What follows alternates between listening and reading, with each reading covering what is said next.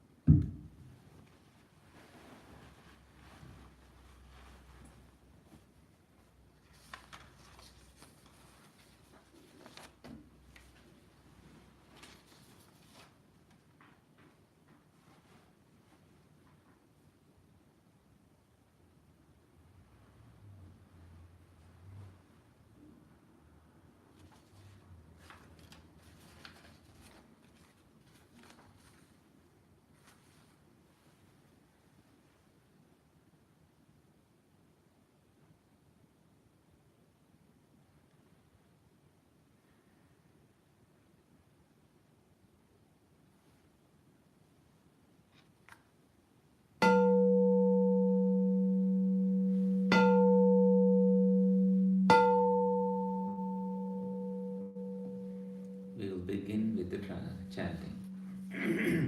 And we are doing it in Pali.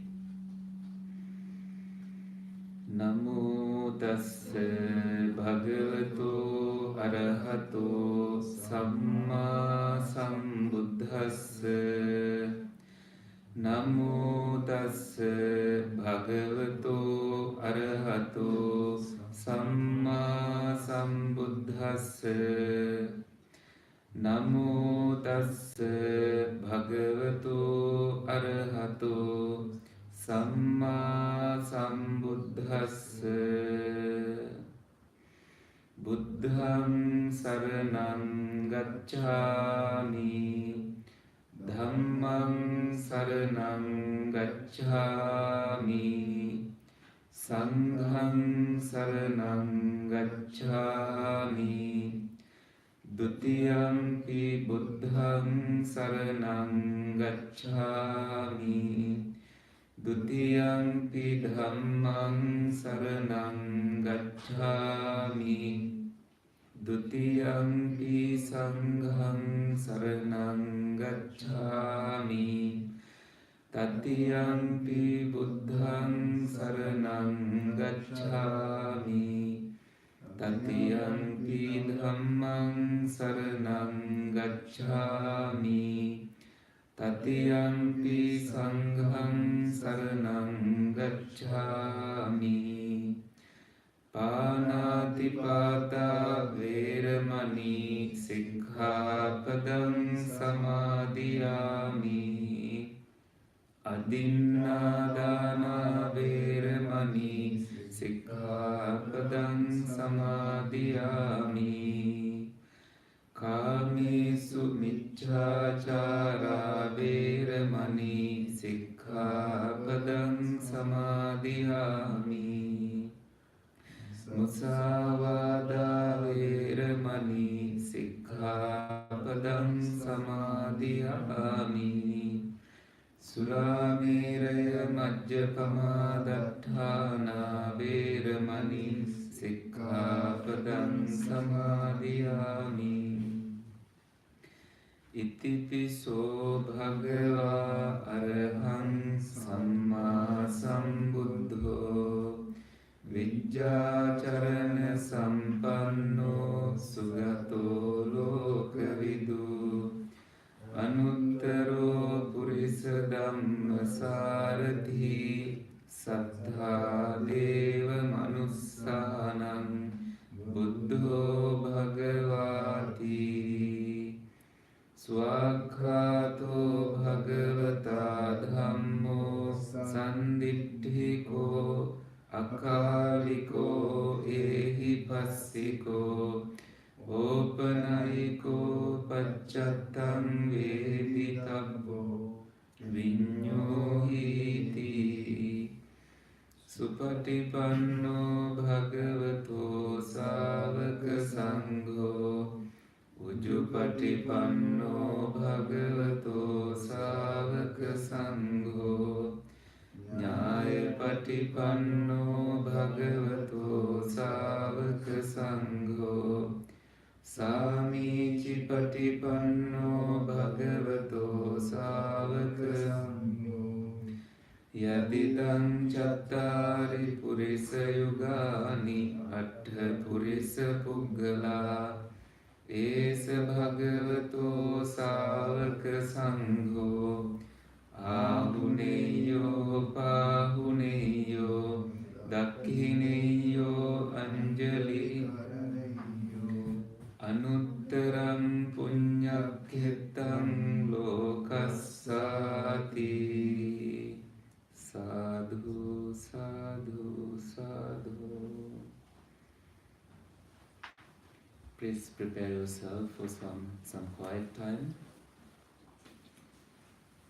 Breathing in and breathing out, making yourself comfortable in the space here and now, adjusting your posture as necessary.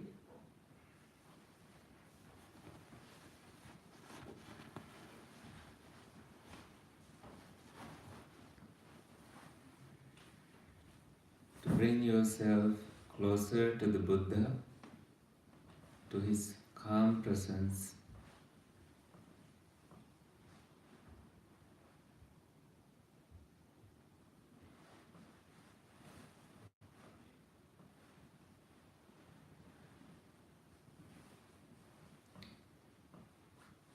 visualizing the great compassion of the Buddha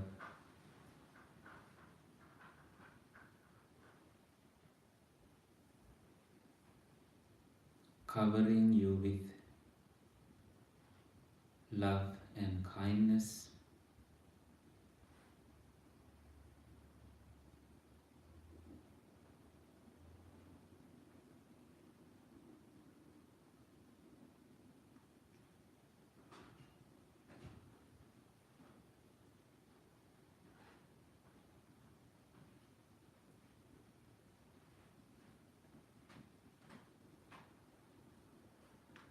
May all beings benefit from our good karma today.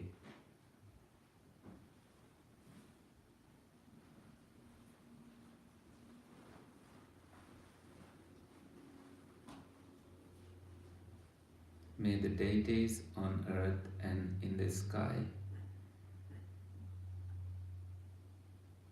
join us, listen to this teaching of the Buddha and rejoice in the Dharma.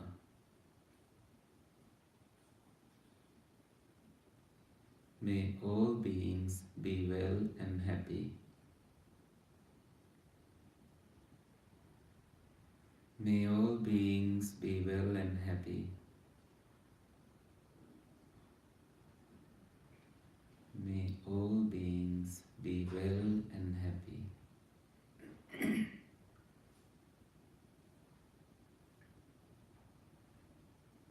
Take a deep breath in and relax.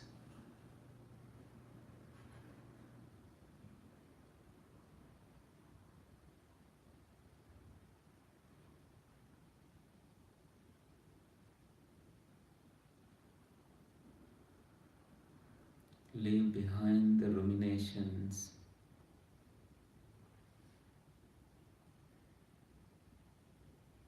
thoughts about the do's and don'ts and all that.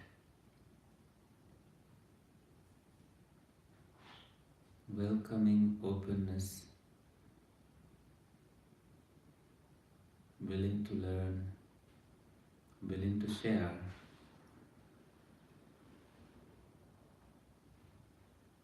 and willing to grow as a group in this sutta study. May you be well and happy.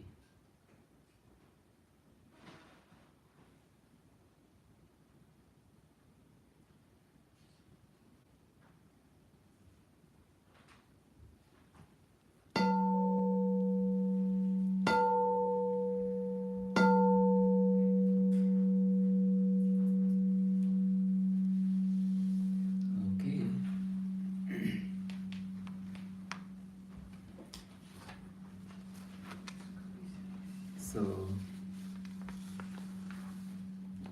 we have this paper for the discussion today.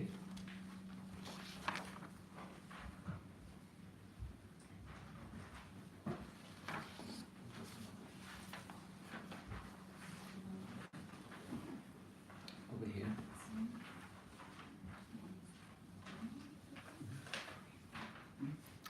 Well, the one you have only has English in it, and you may not need the Pali version. So I added Pali to help me and for some other readers who might benefit from it. So this is the very famous Ratana Sutra. What's the meaning of Ratana? It's gems, jewels as well, in some other, languages. And this is found in the Sutta Nipata, the collection of sutras, a collection that belongs to the sutra collection, Sutra Pitaka, the basket of sutras, which contains the Sutra Nipata contains some of the oldest teachings of the Buddha. And Ratana Sutra is one of them. So you are here to read one of the oldest teachings delivered by the Buddha. How grateful we should be that we are able to study this in this time of the world.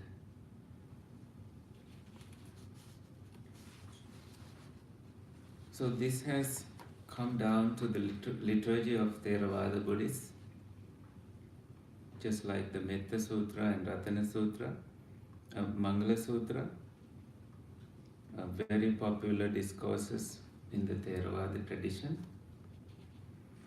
And Bhikkhu Bodhi, whose translation I have used here, says, by any merit he has acquired through this work, may the three gems of the Ratana Sutta long flourish in the world, and may the people of the world live together in peace, guided by the ethics of the Parabhava Sutta, another one we may discuss later, the values of the Maha Mangala Sutta, and the sublime attitudes of the Metta Sutta, the discourse on loving kindness.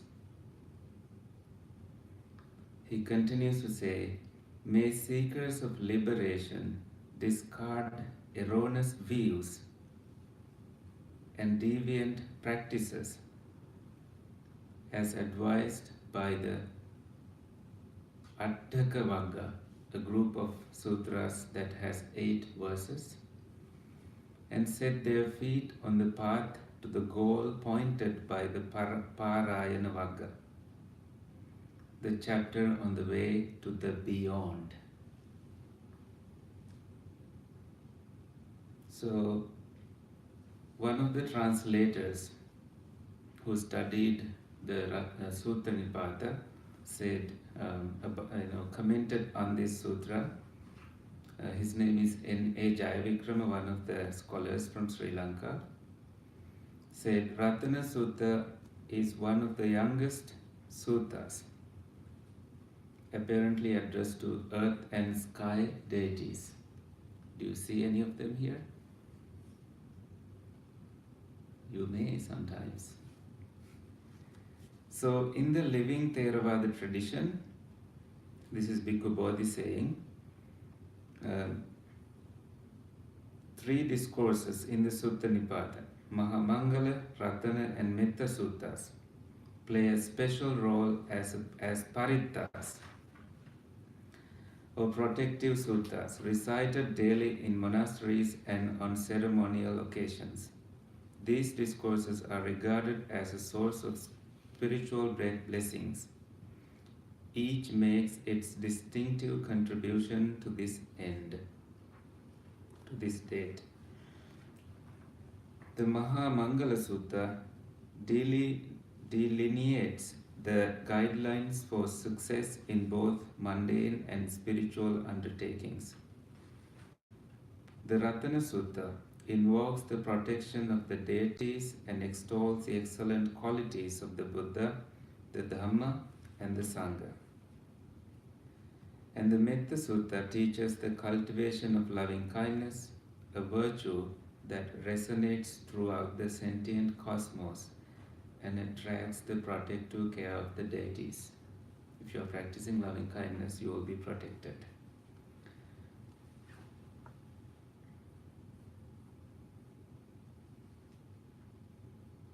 So to explain the origin of the Ratana Sutta, it starts with the commentary starts with the beginnings of the Lichavi clan, the founding city of Lichavi, and the plagues that afflicted the city. So I'll share that story as we begin the discourse. I have to share a little bit before that. So this is the introduction that Bhikkhu Bodhi gave, again, apart from the commentary to the Ratana Sutra. In his introduction, when he translated the Sutta Nipata that was published recently, I think last year, as one of the three blessing sutras, the Ratana Sutta is extremely popular in the lands of Theravāda Buddhism and is known by heart by almost all devout Buddhists. Who knows the Ratana Sutta by heart?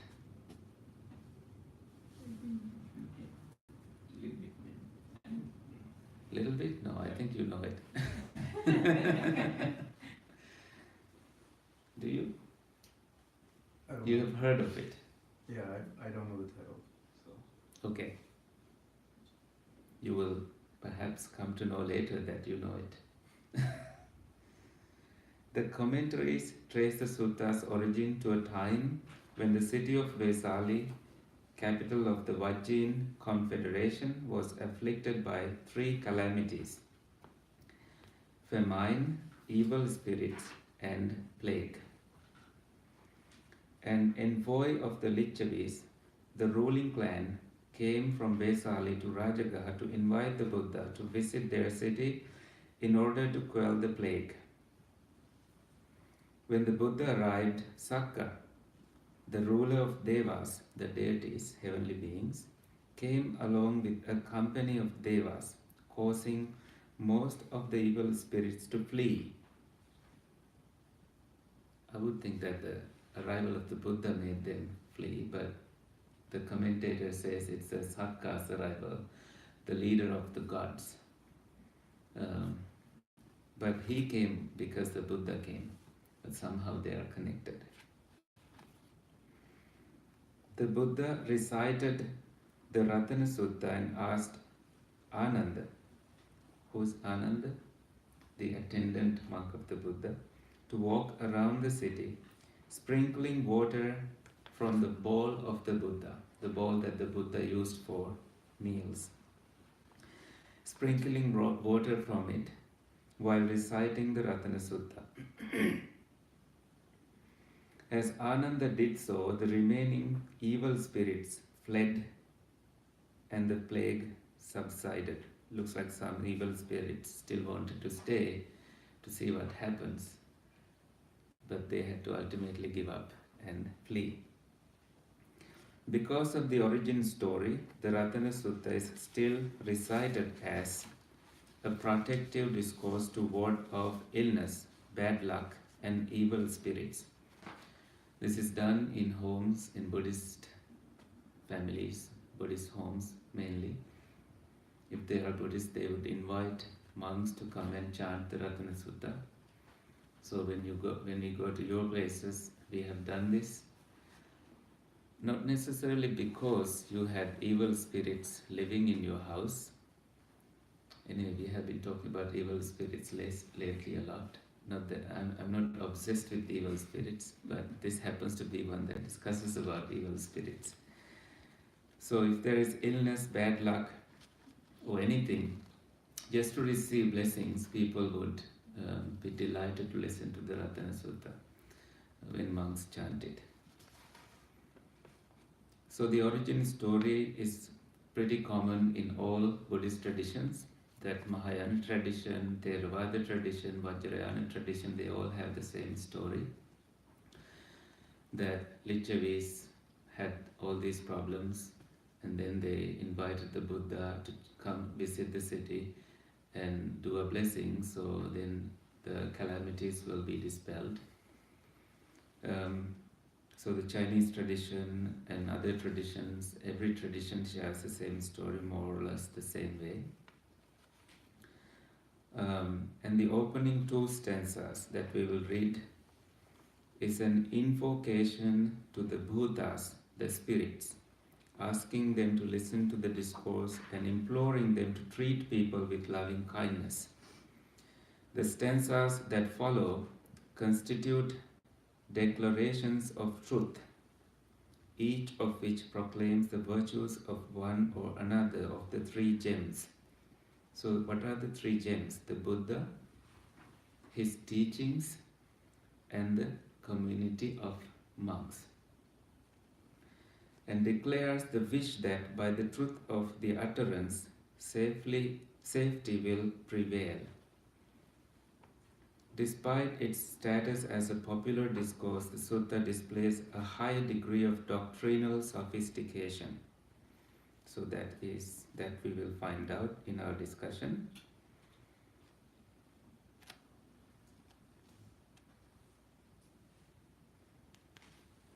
Alright, so that's all that matters. So the origin story, there is a king in Benares. He had his main queen who was ready to deliver a baby, and it happened to be just a fetus of meat that was delivered. She freaked out seeing it and sealed it in a golden casket and inscripted the name of the king, that this belongs to the king, so nobody would open it. But the deities found out that she is going to just throw it into the river.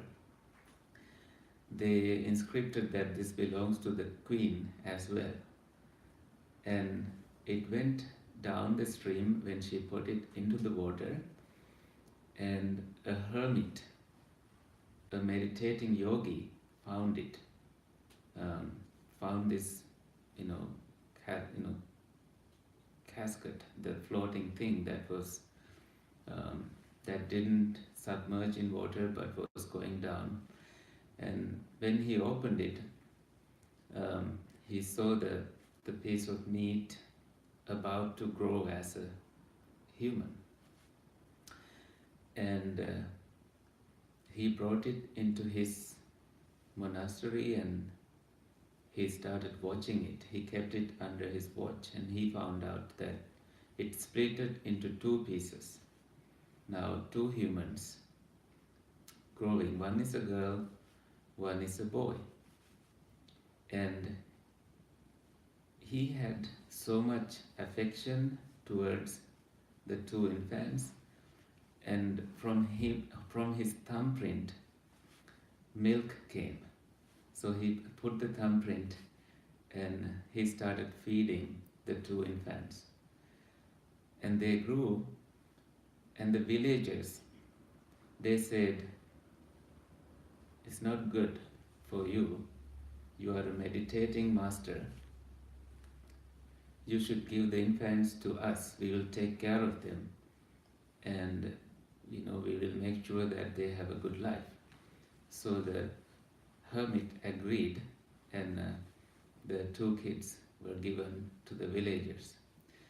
And later on they just grew up like normal people, and when they were 15, the hermit instructed that the villagers should bring the little, not little now, but the young fellows to the king, and asked the king to build a city and crown them as leaders in the city. So the city had 7,707 people at that time, and it started to grow. And the city, um, and the hermit's advice was to marry the two. The looks odd that siblings getting married, but that was the advice. And from them, the 7,000, not immediately, but 7,707 sprouts, I would say, the offsprings came, and eventually the city became bigger and bigger. Beautiful palaces were built, and it became a huge kingdom with 3 walls surrounding it. And they were all living according to righteousness, not committing any sins. And they were very strong as a kingdom. And in the beginning, the name Lichavi was given to them because the skin of these two, the initial two, were transparent. When they eat, people could see what is in the body. That their skin was that transparent. I don't know if all these, maybe these are made up stories of the commentators. The Buddha did not say this. This is what we find in the origin story of the city Vesali. And these people were called Lichavis. The chavi means a skin that was transparent. So the city finally, when the Buddha rose at that time, was affected by hunger, evil spirits, and drought. And people were dying, dead bodies were everywhere. There was no food for people to eat, just like the concentration camps. If you went to the Holocaust Museum, I just went there yesterday with a friend and found out the brutal things they have done to people, starving and all that. But these people were not controlled by anything but hunger, evil spirits, and no rain.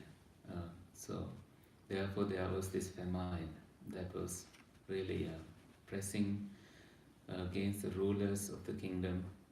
The only option they had was to go visit the bigger kingdom where the king Bimbisara was ruling, and they knew that he was a friend of the Buddha, and through him they wanted to invite the Buddha to the kingdom. And when they went to the king Bimbisara, he said, I can make the invitation, you yourself should go to the Buddha and make the invitation. So they did so, and the Buddha accepted the invitation. The king was happy, the Lichavis were also happy, and the king said, wait until we prepare the road for you.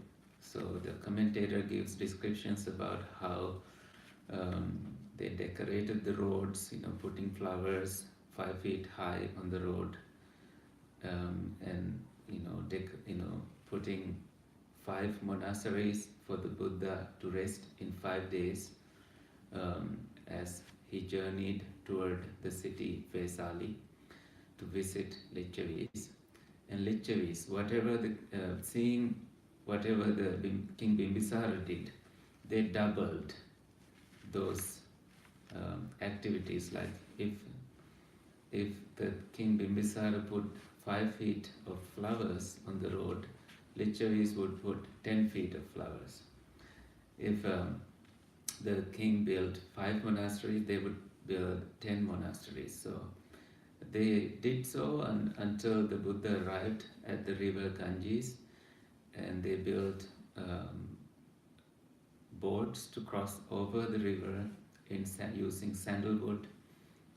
And finally, when the Buddha reached to the land at the gate, he recited the Ratana Sutta and asked Venerable Ananda, who who usually remembers everything the Buddha says, and he memorized it and received the bowl that the Buddha used for his meals and filled it with water and sprinkled it across the city. And as soon as that happened, and the Buddha arrived, and the chanting happened, and the Ananda started sprinkling water, a huge rain with thunder came, and the city was flooded because there was no rain for a long time, and now the city was flooded and washed away all the dead bodies, corpses lying in the ground, and purified the city. And immediately after, people were happy, and the problems were gone. That's the origin story according to the commentary. Now that is shared in other Buddhist traditions, but maybe the commentator adds details into it, depending on how much faith he wanted to evoke in the reader. So there was a time when these commentaries were written. Sometimes these were written at a time when people were not so faithful about the Buddhist tradition. So if the intention of the commentator was to arouse faith in people, he would add details about qualities of the Buddha and what people did to the Buddha and all of that. That's the skillfulness of the writer. But anyway, we don't know how much of the origin story is true, but it doesn't matter. This has come down in the tradition as one of the oldest teachings of the Buddha, and people chant this daily. Like when I was a kid, I chanted this daily because my father telling me to do so, and as a family we sat in front of a small Buddha statue and offered flowers to the Buddha and chanted this one and other chantings. We didn't like it at that time because we had to sit on the floor for about 1 hour until my father finished all the chantings. But somehow we learned the Pali chanting by heart, and we never forgot it afterwards. If you start to chant the Pali, those who know, maybe try to chant the first two with me, so people get the idea of how the chanting is done. Yani bhutani samagatani bhummani vayani antalikhe sabbeva bhuta sumana bhavantu athopi sakkacca sunantu bhasitam tasmahi bhutani sameta sabbe mittam karotha manusiya pajaya divaca rattoca haranti e baling tasmahi nerakkata appamatta. So that's how it is chanted. Sometimes you go faster, sometimes slower. That depends on how much time you want to spend on it. People make their own versions, and there are plentiful YouTube videos of the Ratana Sutta if you want to play it at home. Alright, so do you have the translation ready? All of you have the paper? Great. So number 222, that's the number that belongs in the Sutra collection, Sutta Nipata. Whatever beings are gathered here, whether of the earth or in the sky, so beings of the earth in the sky means spirits, not you beings, but spirits. May all beings indeed be happy, and then listen carefully to what is said.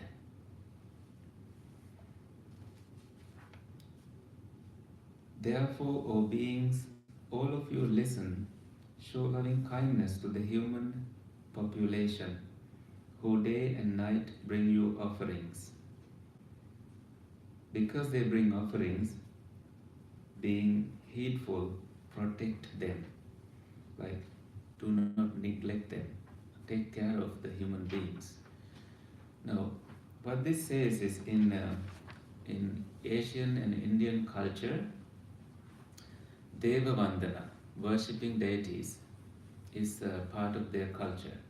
That they have statues of many deities, and these people bring offerings to them. Sometimes fruits are offered, or flowers are offered, incense are offered, um, and the concept of a deity um, is very simple.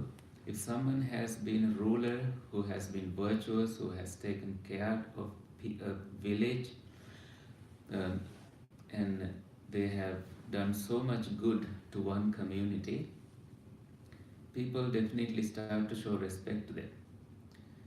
And these people, even after the death of that person, still want to, you know, remember them. And they may build a statue, you know, that's a look-alike of the person, and they may start to make offerings. Sometimes these beings have been powerful people or powerful spirits that, you know, somehow come down in the culture, and statues are later being made, and then offerings are also made. And when they make offerings, they make stanzas praising the qualities of this person, and people chant these stanzas as they make offerings, and invite them to continue watching over the village, continue protecting them as a heavenly being. That's the belief. So after death, people believe that they must be born in heaven and still watching us. So if the village has a good crop at a certain season, they will allocate some of it in the name of this person, like they did when he was living. And in Sri Lanka, Gambharadeyo, sometimes found in Candian regions, is a concept like that, that a deity, he has become, Gambhara is a village headman, and he has been so good to the people, and people build statues in his size and offer the tools that they use in agricultural farming, and also you know, the first portion of the crops, they may offer it to the Buddha first and then allocate some of it to the Gambharadeya, the deity who has now, the village headman who has now become the divine figure in that culture. And if you go to India, you might find statues every juncture. You know, people may, even in Sri Lanka, you find statues of the Buddha in every junction, or statues of some, especially in Anuradhapura. I was there in July, and I saw when in urban areas you have statues of Ganadeyo, one kind of a deity who is said to be the deity of memory. So students who are studying in schools want to make offerings or think about the deity to have good memory. I have done that as a student in the past, but not after I became a monk. But this one time when I was in Radhapura, they wanted me to visit that Kovil where a statue of Ganadeyo is established, and make a contribution to them to build a shrine. I did that through a friend. So not to really continue the misbelief, but this is a place for gathering where there you also find a beautiful Buddha statue. So I thought that's a nice way to continue the culture and the tradition and beliefs of the community. Anyway, not to go too far in that discussion, we will get back into the Ratana Sutta.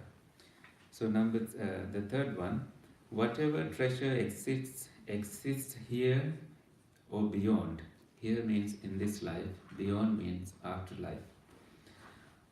Or the sublime gem in the heavens, whatever treasure as a sublime gem that exists in heaven.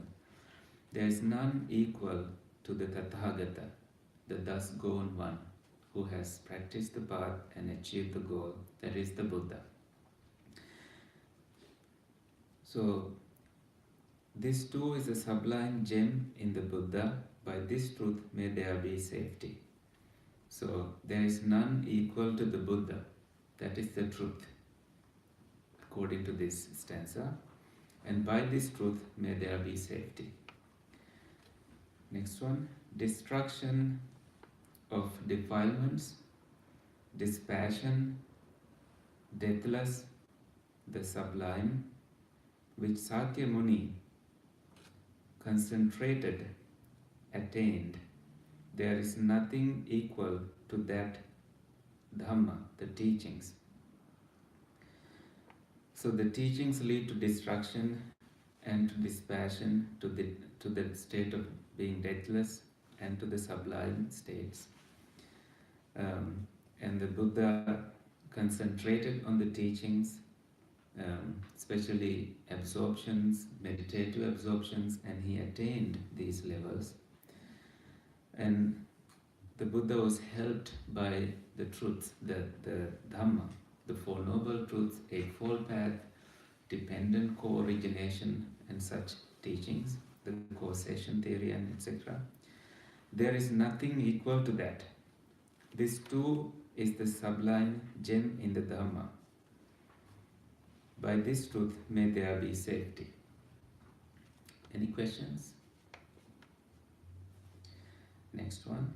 We can come back to any of these later, having fully perhaps finished the reading.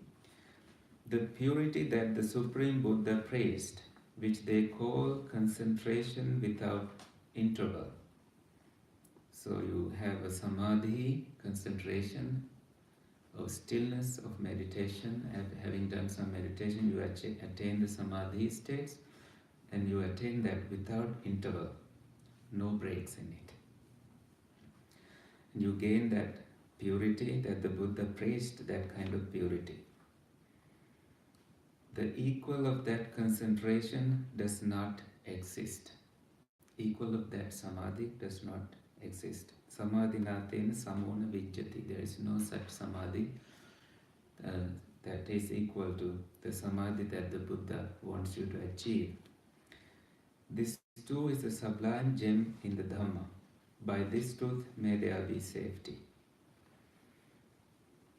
The 8 persons praised by the good constitute these 4 pairs.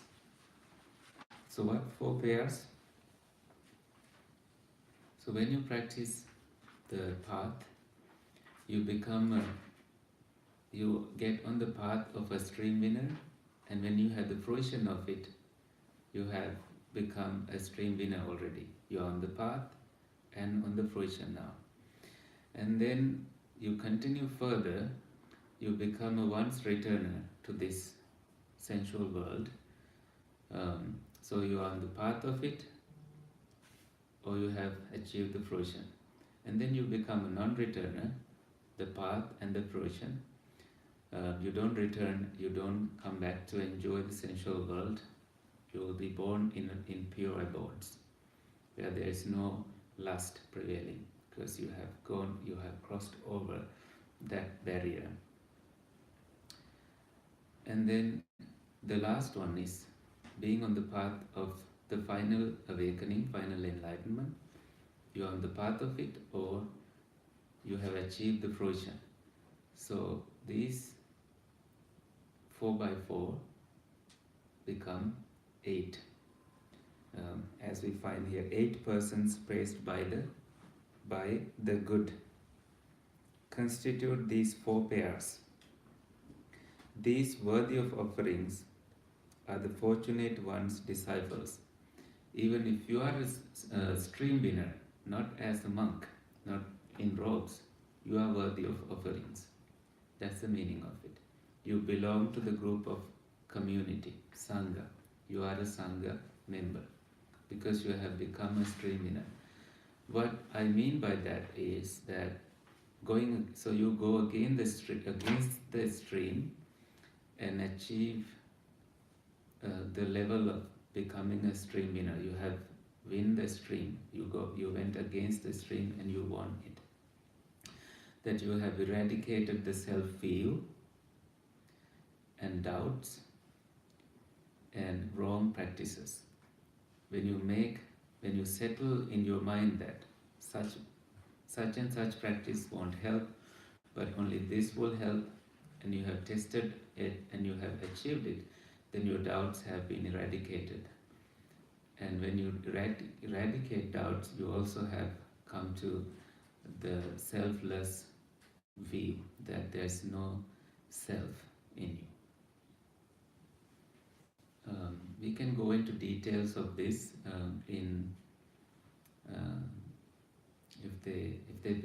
if you want to go into the discussion later, maybe we may save time and then come back to them. Please bookmark them for later. Okay. The 8 persons praised by the good constitute these 4 pairs. These worthy of offerings are the fortunate ones' disciples, the Buddha's disciples. Gifts given to them yield abundant fruit. This too is the sublime gem in the Sangha. By this truth may there be safety.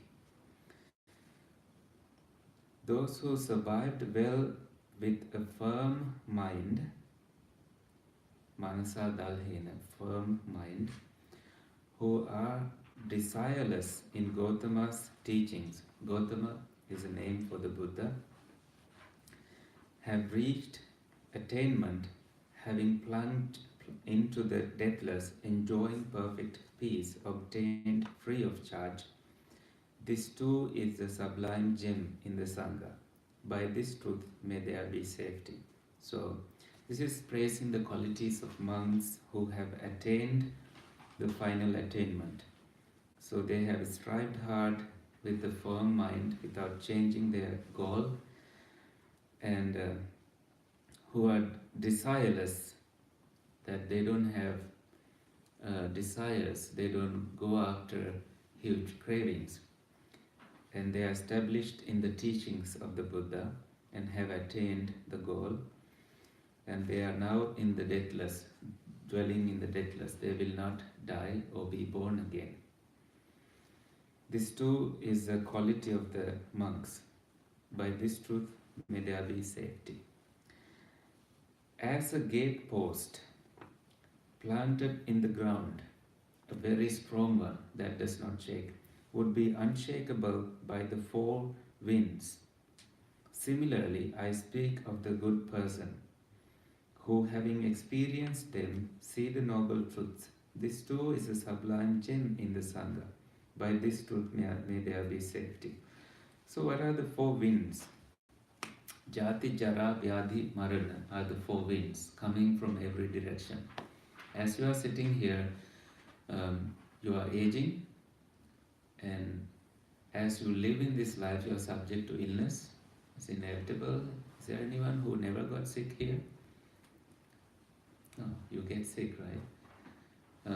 That's one of the winds that come to us, coming toward us. Death is inevitable. We have never met anyone who's deathless. And as you die, according to these teachings, you will also be subject to be born again. Your mind will focus in somewhere else. So these 4 winds are coming toward us. But monks who have attained the path are not shaken. Just like a strong post you establish to put your gate. So like a gate post, very strong, that's unshakable. Just like that, these monks are unshakable. When these winds come from every direction, they are not shaken. That they have gone to the final goal and are free from the four winds. That's the meaning of it. Any questions about that? Can you say four? What are the four again? Birth, Mm-hmm. death, illness, and aging. Okay. 230. Those who have cognized the noble truths, well taught by the one of deep wisdom, again the Buddha, do not take an eighth existence. So when you have become a stream winner, you will be born only 7 times, and within those 7 times you will end your suffering, because you are determined to end suffering. That's how you have become a stream winner. And that person also has understood the noble truths. What are the noble truths?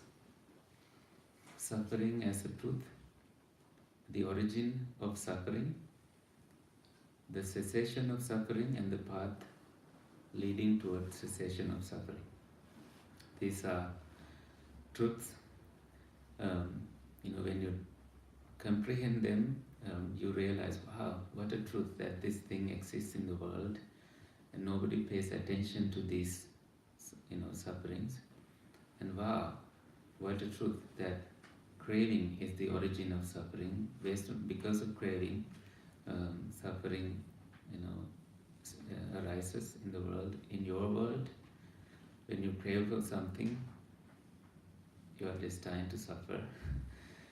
And then you find out that cessation of suffering is possible, and that is the truth. And there is a path taught by the Buddha to end suffering. So you discover these 4, and you start to practice accordingly with that understanding. As soon as you cognize the 4 truths, your wrong views, erroneous views about the world will be gone. And you are now a stream winner. You are cultivating that path. Don't worry about not understanding any of these terms I'm using here, because when you continue to come back to these discussions, you will understand that these are being used again and again in every discussion, and we may somehow cover them for you. So those who have cognized the noble truths, well taught by the one of deep wisdom, do not take an 8th existence. So there's no 8th birth. This too is a sublime gem in the Sangha, the monks. By this truth may there be safety. Next, together with one's achievement of vision, 3 things are discarded: the view of the personal entity and doubt, and whatever good behavior and observances there are. So 3 things abandoned: sakkaya ditthi, view of a personal entity; vicikicca, doubt; and silabbata paramasa, whatever good behavior and observances there are. So sometimes you keep observances that you do this and do that, thinking that this will liberate you, and you abandon them when you have come to the right view that this is it, that I don't need to do any further. One is also freed from the 4 planes of misery: naraka, tirachana, preta, apaya. So you will be born in these places as an animal. You are free from being born as an animal. There is no access to listening to teachings. And as a hungry ghost, you will not be born as a hungry ghost. And you will not be born as a spirit, like a ghost.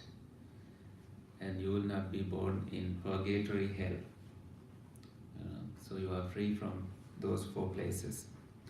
And is incapable of doing 6 deeds. So what are the 6 deeds? There are 5 grave offenses: anantariya papa karmas, killing your mother, killing your father, um, you are not capable of doing such things when you have come to the achievement of right vision. Um, shaking blood of a Buddha, or shaking blood or killing of an arahant, an enlightened monk, and causing schism, Sanghabeda, which means a group of monks live peacefully and you divide them. You somehow do something to divide them, like the Buddha's cousin Devadatta did that. He made 5 requests and the Buddha did not agree, so he told that, okay, now the Buddha does not agree to my request, and anybody who wants to follow this, come follow me and I'll guide you like the Buddha. So they went, some newly ordained monks thought that those requests are nice. Like one of the requests is that monks should live under trees for their lifetime. The Buddha did not, Buddha said if anybody wants to live under trees, it's up to them, they can go and live under trees. The Buddha did not make it a rule that every monk should do that. If that happened, we won't have a monastery like this today to come and listen to teachings. And Devadatta also requested that every monk should be vegetarian. The Buddha said, if anyone wants to be vegetarian, they can be vegetarian. Because in some areas, you only find meat foods. Even now in rural areas, in Burma, Thailand, you only find meat foods. Villagers will offer only that for you. And if you want to survive in such places, you have to, just learn to follow what is offered. Because monks usually are not allowed to cook according to the tradition. Monks will depend on what people have offered. Although now things have changed, and if there is a snowstorm and people don't bring food, monks cook. And usually someone a lay person living in the monastery can also cook and make the offerings, or if monks cooked, lay person will make it allowable, like making it just like a lay person's offering, so that monks are able to accept it and have. Anyway, the Buddha didn't accept the request, and schism was caused by Devadatta. He even shook blood of the Buddha, so he is still in the purgatory hell for what he did. He's not able to listen to the Buddha because he suffers, he has guilt. The guilty mind needs no accuser. When you have guilt, you yourself accuse, you keep accusing yourself. That's why they say the guilty mind needs no accuser. So the 6th one is having wrong views. You are not capable of it when you have attained the truth, when you have achieved the right vision. This too is a sublime gem in the Sangha. By this truth may there be safety. And again, when you have become a stream winner, although one does a bad deed by body, speech or mind, you are incapable of concealing it. So you will not lie about it. So as a stream winner, you may do bad things, like telling a lie here and there and maybe stealing something, but when asked, you will not hide about it, because there is no need of hiding it. You will confess that you are the one who took it, intentionally or unintentionally. You are incapable of hiding it. Such inability is stated for one who has seen the state, seen the sublime state, seen the truth. This too is a sublime gem in the monks. By this truth may there be safety. Like a woodland thicket with flowering crests, a beautiful woodland with, you see flowers in the summer here, just like that. In the summer month, in the first of the summer, just so that he taught the excellent Dhamma leading to Nibbana. Nibbana means freedom from bondage, for the supreme welfare. So the teachings that the Buddha taught it's flowery all the time, has flowers blooming all the time. Anyone who practices, anyone who begins to practice, has immediate results of it. That's why it says that it's like, it's like a woodland thicket with, flowering cress. This too is the sublime gem in the Buddha, skillfulness of the Buddha. By this truth may there be safety. The excellent one, again the Buddha, knower of the excellent, giver of the excellent, bringer of the excellent, the unsurpassed one, taught the excellent teaching. This too is the sublime gem in the Buddha. By this truth may there be safety. The old is destroyed, there is no new. Khinam Puranam Navangati Sambhavam. There is no new origination. Their minds are dispassionate towards future existence, with seeds destroyed, with no desire for growth. Though what's the Pali for that? Avirulhi Chanda. Virulhi means growing in the sensual world. Avirulhi means not growing. And Chanda is desire for not growing, desire for non-existence. You don't wish to continue suffering again and again. This vision comes mainly when you have done so much meditation and you start to see your past lives one after the other. And you see how much you have, spent time having this name and that name, taking care of a family, and going to school, and doing all kinds of things. And you make a decision, do I want to do that again and again? Even now in this life you say, I don't want to go back to school, right? So this comes to your mind, especially when you have seen your many, many past lives, 1, 2 lives, 3 lives, like that. So your seeds to be born again have been destroyed, and you don't have any desire to continue this.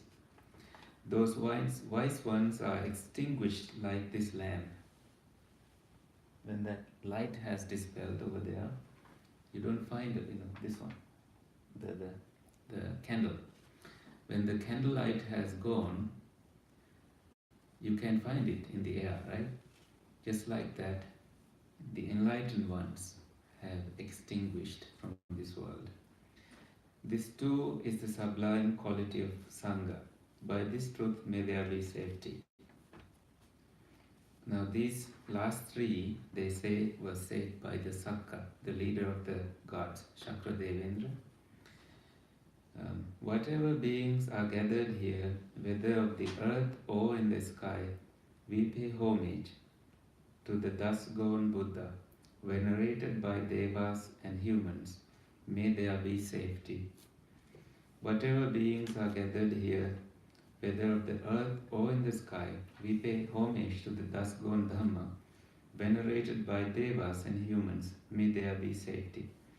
Whatever beings are gathered here, whether of the earth or in the sky, we pay homage to the thus gone Sangha, venerated by devas and humans.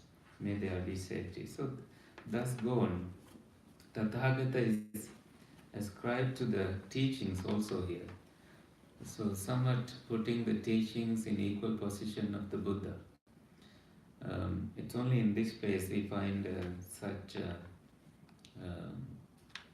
significance given to the teachings, like the teachings also put in the same position of the Buddha. And also monks who are enlightened are also put as thus gone Sangha position, Tathagata position. And they are venerated by humans and devas. May there be safety. So it's 8:33. I'm glad I didn't go through Pali here. It will be nice to go through Pali line and the English so we can connect words and understand. But maybe you can do it at home. And I also have made a Sinhala version with a word-by-word translation that I put in a blog online. And if you want it, please let me know. I can email it to you. Anyway, so any questions? Anywhere you got stuck? I have one. Yeah? Buddha recited this Ratana Sutta, right, for the Vicharis? According to the commentary, the Buddha recited only the first 3 or 5 Okay. verses, and then Venerable Ananda added. But in the commentary then says, does it matter? Let us just use it. That's what it Because says. when they praise the Tathagata, Mm-hmm. in the third verse, 224, I was like, why would Buddha, a fully liberated person, praise himself? This Tathagatanas or the previous Buddhas? Mm-hmm. Or Well, that's the question I had okay. when I read this. The Buddha has so one answer to this, I don't know the exact answer. One answer to this question is that the Buddha intended Ananda to recite this to the public. And when Venerable Ananda chants this is how it will be chanted. Now he is referring to the Buddha. And in other occasions, the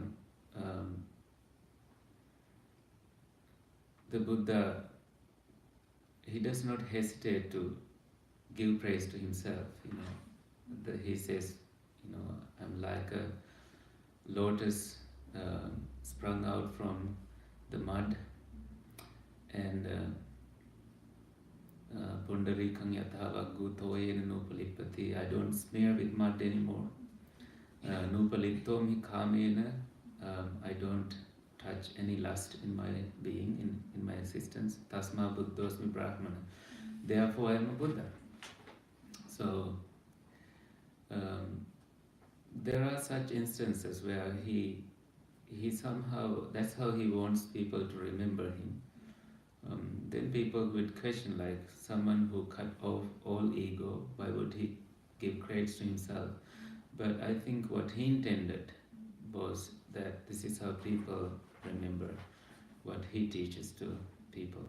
So Because there's no ego, he's showing himself without anything. So he's the Tathagata without any attachments, without any desires. So, and everything is dissolved, so there's nothing. right, He yes, doesn't touch him then. that's definitely what we can think about. When he didn't have any reason to praise himself. Because on another occasion, he said, there will be other Buddhas. There have been other Buddhas in the past. I'm not the only one. So he just, it's a very strong statement. Like, if he sought credits, he would have said, I'm the only one. There will be no one in the future. No one has been there in the past. Kind of something came to your mind. I can guess that, but clashing faith traditions, right? Because some faith leaders would say that.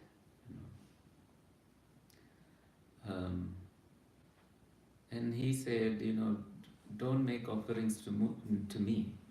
Just practice. Just forget all about me. What's the point of, looking at me? He even asked some monks, like one monk was, infatuated. He was obsessed with seeing the Buddha. He could not concentrate his mind. The Buddha said, just, see the repulsiveness of this human body. There is no point, looking at this. So anyway, that I think answers your question, right? Yeah. Yours? I had a question in stanza 227, where it talks about the 8 persons and the 4 pairs. We were talking about those. It made me think, when we do the chanting, the virtues of the Sangha, there's a point where we Do that. sing Jalidan Chatari Purisa Yugani. Yeah, Is that talking about the same thing? it's the same thing. Okay. And those were again the stream enterer, the once returner, the non-returner, and The Arahant, the Arahant. yeah, Okay. and the path and the fruitions. Path and the fruition. So we will see the wordings here. What's the number again? 227. 227. So here, Chattari Etani Yugani Hanti, but they are Jalidan Chatari Purisa Yugani. Yadiran Chattari Brusugani. So Okay. that's the same thing. So how did you like it? Getting some feedback. Last time I asked email feedbacks and I had to respond to all of them. So now I'm asking it in the audience, so I don't have to respond to them in emails. I have a question. Mm-hmm. Are we going to go in depth with each verse? So there's to answer your question, can. I was thinking about the same thing, and I think, to me, the Buddha was very honest with himself, because he had nothing to hide about. And he says, in people, at least this is what I think, in people, we shouldn't be, if we have guilt, right, then we would hide behind that guilt. But since he was very open and honest, that is who he is, and that's his state of being, so he said that's the truth. So for me, like, I have to be honest with who I am before I can be happy, right? So it's the same kind of idea. So that goes back to my question, when I've been in the Buddhist talks before, we always skim through the surface of what the Buddha actually says. Mm-hmm. I think you could go to just one verse and discuss a whole verse for an hour. I was wondering if that's something that we can do. We can, certainly, and some days we stop at one place and then we don't end the discussion, we continue part 2 later. And that's why we give the freedom for you to ask questions. Also because sometimes we come across similar points later in the discussions and we can stop there and perhaps dive deeper into the points underlying these lines. But sometimes when I see beginners, I don't want to confuse people with too much details, and I tend to stop at a certain length. So because I want you to go slowly, those who go slow go a long distance. That's my belief, and I give you the freedom to raise your hand if you really want to go deeper in any point. I'll be happy to, and the group also will contribute to any of these points as we go deeper. But for now, in our discussions, what we have been doing is to just touch the surface, and if necessary, go into the doctrinal aspects. And we, started with really difficult ones like Vedanta Sutras and really doctrinal aspects, and people did pretty good. They continued coming, so I realized, okay, we can really mix up different sutras. Some are doctrinal, some are purely tradition, and some are safeguard recitals. But I think to go deeper than this, we will have to perhaps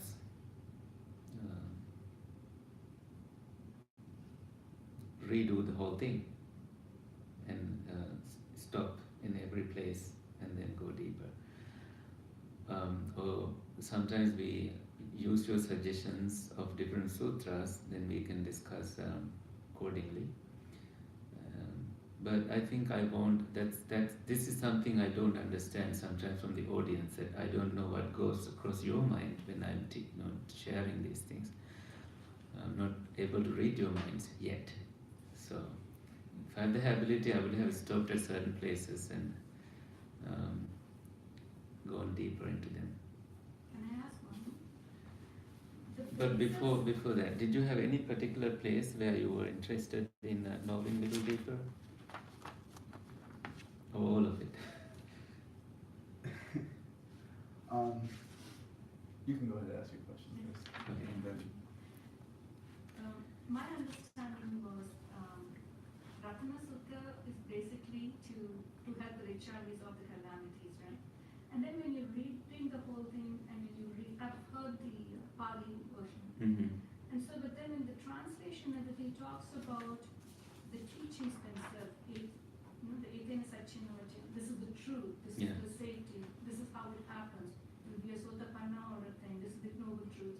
But where exactly, which part would let the evil spirits go away, and how were those calamities gone? Because is he preaching the Dhamma to the audience, which I was saying, to remove the evilness within yourself, you practice the noble truth, you meditate, you go to the stream runner, you go through this, and then you become an arahant. So you're removing the defilements from your mind, Mm-hmm. and that's how the ignorance and the desire is gone, and you're entering. That's Pure, my yeah. understanding out of this, because when the tradition, the teaching, and this somehow don't mix until you see how the mind, it's all about the mind, the purification of the mind. Very good point. I don't think the Buddha expected lichavis, having suffered so much, to go immediately into awakenings. But when the Buddha gave teachings, people did understand his teachings immediately, almost immediately.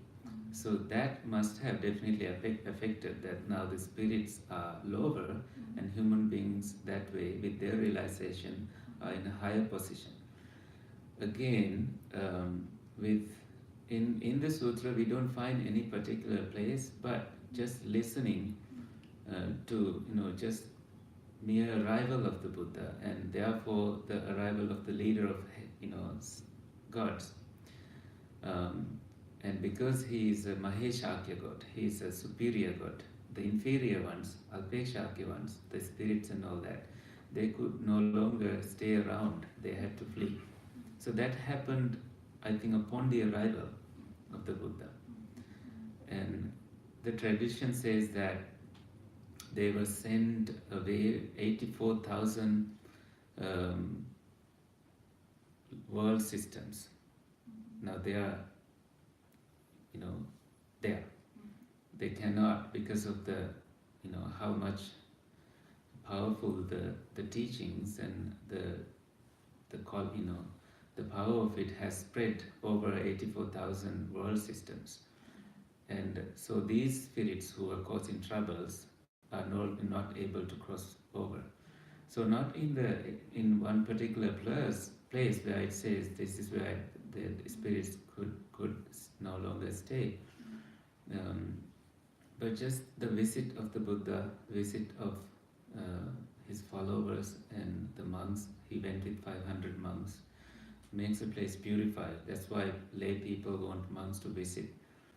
Whether monks are on the path or in fruitions, it doesn't matter. Just by monks visiting, because they are doing good things, they are cultivating their minds, the place will be purified.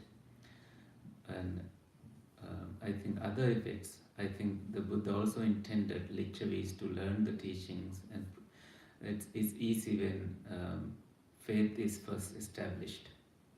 So the Buddha had to say, this is what a Buddha is, and these are his qualities. These are qualities of Dhamma and qualities of Sangha. And this is why, we exist. This is why the teachings exist. So, good. Thank you. Do you find any particular place, or? does anyone else have questions? You Yeah, seem I- to have a question. I do just have a small question. I've only come to a handful of these, and I really like it. Thank and you. a theme that I've heard a few times is the concept of no self. Mm-hmm. I'm still a little fuzzy on what that even means. The short answer from the Chachatka Sutta in Majjhima Nikaya 148, the 6 sets of 6, the concept of anatta is very, very beautifully explained in there. you pull out your eye. The sutra doesn't say that, but just know that your eye has a separate entity, and you know the birth of it. It was born when you were born. You know it dies when you die. And if you associated your concept of self into the I, E by I, you know that it arose when you were born and it died when you died. But that's not the concept that many people held, especially in India. They believed in an eternal self.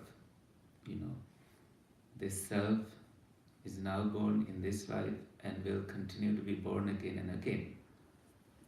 The Buddha is asking you to find the self in physicality, and also he asks you to focus on every conscious experience, like eye consciousness, ear consciousness, nose consciousness.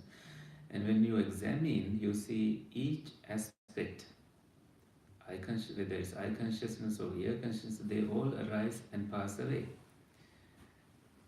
And for something that arises and passes away, you can't say that this is yourself that arose and passed away. You don't really it doesn't make any sense that way. So logically, and also with your wise thinking, it says that there is a quest to find the self in every experience, and you don't find one.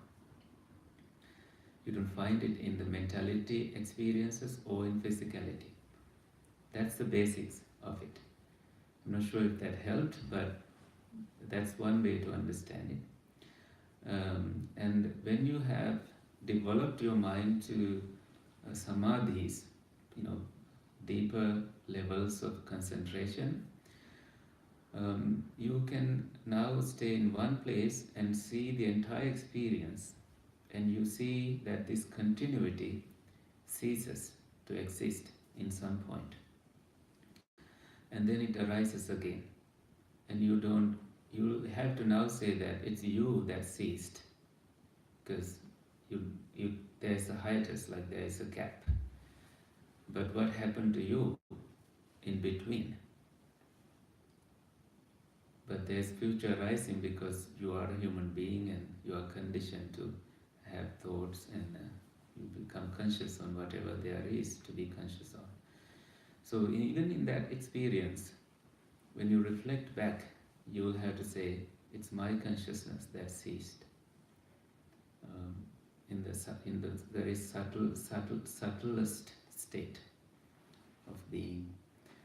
That's also one point where, when you reflect back in your experience of meditation, oh, was there a self? Did I exist in there? You find out that no, you didn't. So the view of an eternal self ceases there too. So it's part of meditative understanding and part of wisdom. The Buddha asked, is this I yourself? Is this ear yourself? Is I consciousness yourself?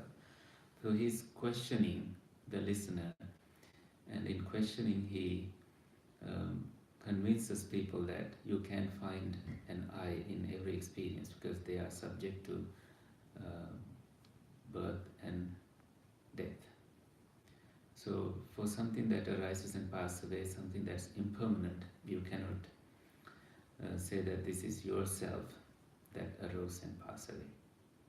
That's the logic behind understanding this.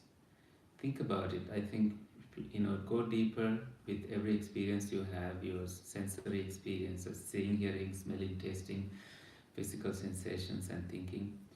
With all that, see if you can understand how all these processes happen. You have to have an external stimuli, and you become conscious on something that you see, something that you hear. In all that, if you see them separately, they happen now just because naturally, they happen. And people have associated a self with it. But when you try to truly, it's like a wheel cart, separated, each component separated. And when, steering wheel is here and the wheels are there and wood pieces are somewhere, when you look at all these pieces, you don't say that it's a wheel cart. You don't say it's a car when all the pieces are separated. You just identify pieces only.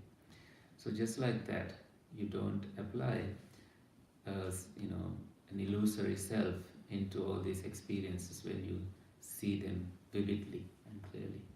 Anybody wants to add into this?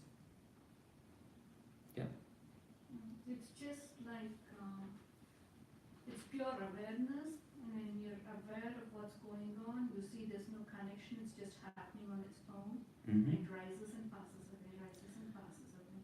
It's just like the hunter observing. And then you think, where is this observance, awareness coming from again? Mm-hmm. Is it a part of the consciousness? And then slowly you notice even that is not there, but still there is that awareness. Mm-hmm. So when you see that, then you see anatta, no self. So it's not like that soul or something which is tight and is controlling you.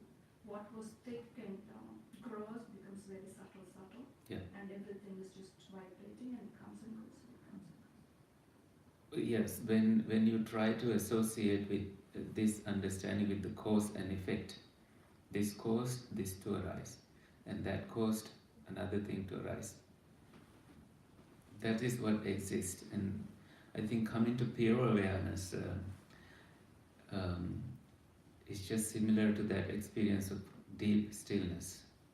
You are aware, and less things are being manifested, very subtle balance of the mind, and you don't find yourself there. And if you want to label it as a self, that is yourself labeling it. If you want to label it as an energy, that's yourself doing that. That's the nature that you tend to, anything you try to understand, you put a name to it. You try to, this is the iPad, this is the mic, and this naming happens. And you also have forms that you set focus on. That happens. So let's explore this with the sutras that we discuss in the future, where directly the teachings of anatta has been taught. I was giving a brief explanation, so we will, that will help you more and more to arrive at a conclusive understanding of maybe this is what it is referring to. Okay? Yeah. Still not there yet? No, So I wanted to talk off what you were saying with the spirits. So one thing I love about Buddha is when he teaches in a way to help people understand. I don't, when he talks, I think, I don't want to take it literally. I think of it as a metaphor. So is it true, like, could it be, I'm asking, that when he talks about spirits, he's talking about the self? Because he talks about lychee, their skin is transparent, so you can see they're eating. That tells you I'm human, right? And could it be that he's saying, when he talks to spirits, he's still talking to the self, saying, if you follow, these truths, that's why you'll be happy, and that's why evil spirits will leave, because your self will be relieved as well. Could it be within? He was intending to the spirits, if they were willing to listen to the Buddha, to be free, but truly he spoke to humans. But this was addressed to, the intention was to tell this, the sky and ground spirits to look after humans. But in praising the qualities of the Buddha, Dhamma and Sangha, this matters to any heavenly being, whether it's a spirit or a human being, superior or inferior. If they gave their ears, they would understand it. And qualities of the Buddha, Dhamma and Sangha matter to both spirits and to human beings equally. But most spirits really don't want to listen to these things, because their focus is set on finding some food, finding someone's, getting into someone's food, or starving from hunger, or, maybe some evil actions, and therefore they are in a way, they can't, no matter how much teachings you pour into them, it's like a pot turned upside down. it won't fill their spirits, their minds. It won't matter to them because they are not ready. That's the problem, that that in here we found that you will be free from being born as a spirit if you have arrived at the stream winner state and have come to right view, which means you have given your ears and understood the teachings, and your mind is in a higher place, not in a lower place. You are able to, when you are greedy on something, you can control it. You have the ability to to cut it off, and it will be short-lived in your experience. Did that answer your question? Yeah. Any more questions? Remember, the Buddha said, those who ask questions will be born wise. So, sorry about those who didn't ask questions.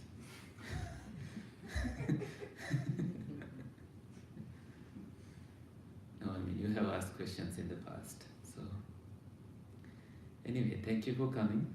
It was a wonderful discussion today. I love to discuss these things. I love to somehow bring Pali into it. I knew that we won't have much time. Maybe if any future sutra is shorter, maybe we can go into Pali, and then, like last week, I think Bhante Sankhya had Pali in it. Must have helped. So we'll see. Please come to future discussions and let's learn together. So happy meditation. Happy rest of the week.